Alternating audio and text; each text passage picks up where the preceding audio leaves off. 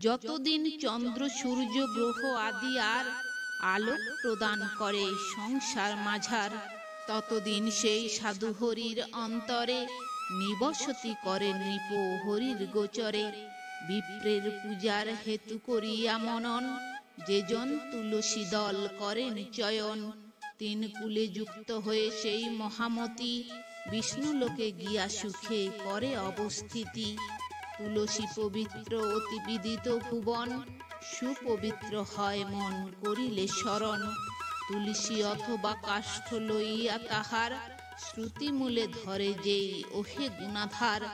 উপপাপ হতে মুক্তি লভে সেই জন, শাস্ত্রের বচন মিথ্যা নহে কদাচন। কমলাকান্তের পদ তুলসীর দলে, যেজন অর্চনা করে ভক্তি সহকারে। ব্রহ্মলোকে স্থান লাভ করে সেই জন,